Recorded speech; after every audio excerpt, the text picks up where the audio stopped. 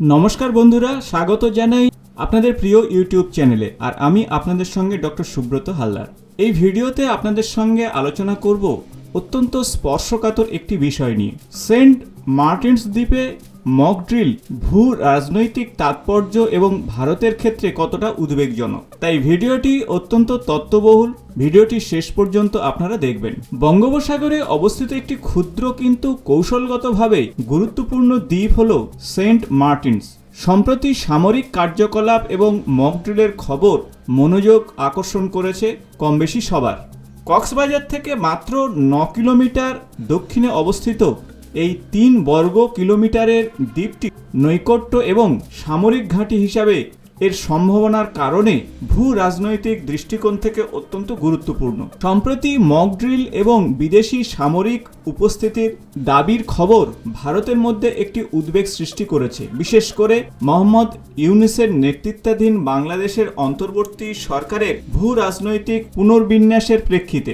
তাই আসুন বিষয়টি কয়েকটি ধাপে আলোচনা করা যায়। প্রথম যে বিষয়টি নিয়ে আমরা আলোচনা করব তা হলো সেন্ট মার্টিনস দ্বীপে কারা মক ড্রিল করছে। এক্স এর সম্প্রতি পোস্টগুলো সেন্ট মার্টিনস দ্বীপের সামরিক কার্যকলাপ নিয়ে জল্পনা সৃষ্টি করেছে।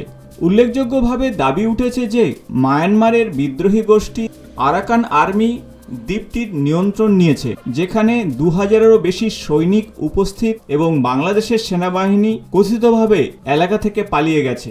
এছাড়াও কক্সবাজার এবং সেন্ট মার্টিনস দ্বীপের মাঝে মার্কিন সৈন্যের উপস্থিতির অপ্রমাণিত খবর পাওয়া গেছে, যা 1971 সালের পর বাংলাদেশে বিদেশি সামরিক উপস্থিতির প্রথম ঘটনা হতে পারে। তবে এই দাবিগুলো অপ্রমাণিত এবং বিশ্বাসযোগ্য সূত্র থেকে নিশ্চিতকরণের অভাব রয়েছে। আরও নির্দিষ্টভাবে বাংলাদেশ নিজেই সামরিক মহড়ার পরিচালনা করছে, যেমন 2025 সালের এপ্রিলে বাংলাদেশ বিমান বাহিনীর আকাশ বিজয় 2025 মহড়া। এই মহড়ায় যুদ্ধবিমান, হেলিকপ্টার, ড্রোন, রাডার সিস্টেম এবং বিমান প্রতিরক্ষা প্ল্যাটফর্মের সঙ্গে জড়িত ছিল, যা আঞ্চলিক উত্তেজনার মধ্যে অপারেশনাল প্রস্তুতির প্রদর্শন হিসাবে বর্ণনা করা হয়েছে। যদিও এই মহড়াটি সরকারি সেন্ট মার্টিনস দ্বীপের সাথে সম্পর্কিত ছিল না, তবে এটি বাংলাদেশের সামগ্রিক সক্ষমতা বৃদ্ধির প্রচেষ্টাকে তুলে ধরে, সম্ভবত ভারত ও পাকিস্তানের সঙ্গে জড়িত আঞ্চলিক অস্থিরতার প্রতিক্রিয়া হিসাবে। সেন্ট মার্টিনস দ্বীপের নির্দিষ্ট মক ড্রিলের বিষয়ে স্পষ্ট প্রমাণের অভাবের কারণে কে এই মহড়া পরিচালনা করছে তা নির্ধারণ করা কঠিন। আরাকান আর্মির কথিত উপস্থিতি সরকারি নিশ্চিতকরণ ছাড়া অসম্ভব মনে হয়, কারণ এটি বাংলাদেশের মাটিতে বিদেশি বিদ্রোহী গোষ্ঠীর জড়িত থাকার একটি উল্লেখযোগ্য ঘটনা হবে। এইভাবে মার্কিন সামরিক কার্যকলাপের দাবি সম্ভবত প্রাক্তন প্রধানমন্ত্রী শেখ হাসিনার বিবৃতি থেকে উদ্ধৃত হতে পারে, যিনি পরামর্শ দিয়েছিলেন যে মার্কিন যুক্তরাষ্ট্র দ্বীপে একটি সামরিক ঘাঁটি স্থাপন করতে চায়, একটি দাবি যা তার রাজনৈতিক পতনের কারণ হয়েছিল। বর্তমানে এই রিপোর্টগুলোকে সন্দেহের চোখে দেখা উচিত, কারণ এগুলো ভুল তথ্য এবং রাজনৈতিক প্রচারের প্রতিফলন হতে পারে। বঙ্গোপসাগরে সেন্ট মার্টিনস দ্বীপের কৌশলগত অবস্থান আঞ্চলিক শক্তিগুলোর জন্য একটি কেন্দ্রবিন্দুতে পরিণত করেছে। গুরুত্বপূর্ণ সামুদ্রিক পথের কাছাকাছি এবং ভারতের আন্দামান ও নিকোবর দ্বীপপুঞ্জের নিকটে অবস্থিত এই দ্বীপটি সামুদ্রিক ট্রাফিক পর্যবেক্ষণ এবং সামরিক শক্তি প্রকাশের জন্য একটি গুরুত্বপূর্ণ স্থান হিসাবে কাজ করতে পারে। ভারতের উত্তর পূর্বাঞ্চলীয় রাজ্য এবং সংবেদনশীল শিলিগুড়ি করিডোর, যা ভারতের মূল ভূখণ্ডের সাথে উত্তর পূর্বাঞ্চলের সঙ্গে যুক্ত করে, এর নৈকট্য এর গুরুত্বকে আরও বাড়িয়ে দিয়েছে। দ্বীপে যে কোনো বিদেশি সামরিক উপস্থিতি বা উল্লেখযোগ্য কার্যকলাপ ভারতের নিরাপত্তার ক্ষেত্রে সরাসরি প্রভাব ফেলতে পারে।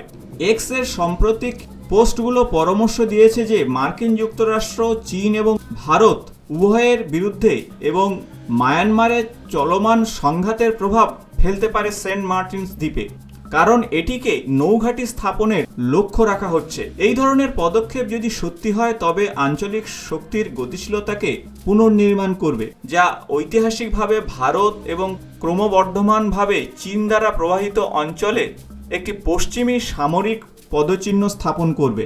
তবে এই দাবিগুলোর কোনো প্রমাণ নেই, এগুলো পশ্চিম বিরোধী মনোভাব বা জল্পনামূলক আখ্যানের প্রতিফলন হতে পারে। তবে সেন্ট মার্টিনস দ্বীপ নিয়ে ভারতের উদ্বেগ তার কারণ হলো ইউনিসের নেতৃত্বাধীন অন্তর্বর্তী সরকারের অধীনে বাংলাদেশের চীনের সাথে গভীর সম্পর্কের সাথে ঘনিষ্ঠভাবে জড়িত। চীন বাংলাদেশের সবচেয়ে বড় অস্ত্র সরবরাহকারী, যুদ্ধবিমান, কামান, মিসাইল সিস্টেম এবং নৌযান সরবরাহ করে এবং রাস্তা, রেলপথ, বিমানবন্দরের মতো অবকাঠামো প্রকল্পের মূল অংশীদার।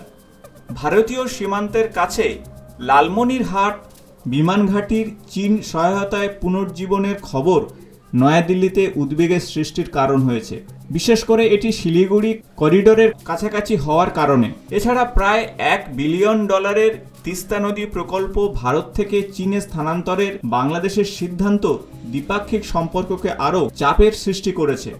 সাম্প্রতিক বাণিজ্য বিরোধ ভারতের উদ্বেগকে আরও বাড়িয়ে দিয়েছে। বাংলাদেশের ভারতীয় সুতো রপ্তানির উপরে নিষেধাজ্ঞা এবং ভারতীয় ট্রাকের উপরে কঠোর নিষেধাজ্ঞার প্রতিক্রিয়ায় ভারত বাংলাদেশের রপ্তানি, বিশেষ করে বাংলাদেশে তৈরি পোশাকের উপরে স্থলবন্দরের নিষেধাজ্ঞা আরোপ করেছে। এই পারস্পরিক ব্যবস্থা অর্থনৈতিক সম্পর্ককে ক্ষতিগ্রস্ত করছে। বাংলাদেশের উপরে ভারতের এই বন্দরের নিষেধাজ্ঞার কারণে $770 মিলিয়ন পর্যন্ত ক্ষতির সম্মুখীন হতে পারে। এই বাণিজ্য বিরোধ বৃহত্তর ভূ রাজনৈতিক উত্তেজনাকে আরও বেশি প্রভাবিত করতে পারে, কারণ বাংলাদেশের চীনের দিকে ঝুঁকে পড়া ভারতের আঞ্চলিক প্রভাবকে আরও বেশি সমস্যার মুখে ফেলতে পারে। এছাড়াও মোহাম্মদ ইউনূস সহ বাংলাদেশীয় কর্মকর্তাদের বিবৃতি ভারতের অস্বস্তি বাড়িয়েছে। ইউনূসের মন্তব্য যে ভারতের উত্তর পূর্বাঞ্চল ভূমিবেষ্টিত বা স্বাধীন, যা উস্কানিমূলক হিসাবে ব্যাখ্যা করা হয়েছে, যা ভারতের সংবেদনশীল উত্তর পূর্বাঞ্চলের প্রতি বাংলাদেশের উদ্দেশ্য নিয়ে উদ্বেগ সৃষ্টি করেছে। এছাড়া তুরস্ক সমর্থিত একটি গোষ্ঠী দ্বারা গ্রেটার বাংলাদেশ মানচিত্র প্রচার, যাতে ভারতের কিছু অংশ অন্তর্ভুক্ত করেছে বাংলাদেশের মানচিত্রের মধ্যে, যা অত্যন্ত সন্দেহজনক। সেন্ট মার্টিনস দ্বীপের রিপোর্ট যা আসছে সেগুলো ভারত পাকিস্তানের উত্তেজনার পটভূমিকাতে ঘটেছে, বিশেষ করে 2025 সালের 22 এপ্রিল পেহেলগ্রামে সন্ত্রাসবাদী হামলা এবং পরবর্তী সামরিক বৃদ্ধির পর। ভারতের 2025 সালের মে মাসে অপারেশন অভ্যাসের অধীনে দেশবাসী বেসামরিক প্রতিরক্ষা মক ড্রিল তার সম্ভাবনা সংঘাতের জন্য প্রস্তুতি প্রতিফলিত করে। বাংলাদেশের নিজস্ব সামরিক মহড়া যেমন আকাশ বিজয় 2025 এই অস্থির পরিবেশের প্রতিক্রিয়া হতে পারে, যা তার সার্বভৌমত্ব প্রকাশ এবং বাহ্যিক চাপ প্রতিরোধের অভিপ্রায়কে নির্দেশ করে।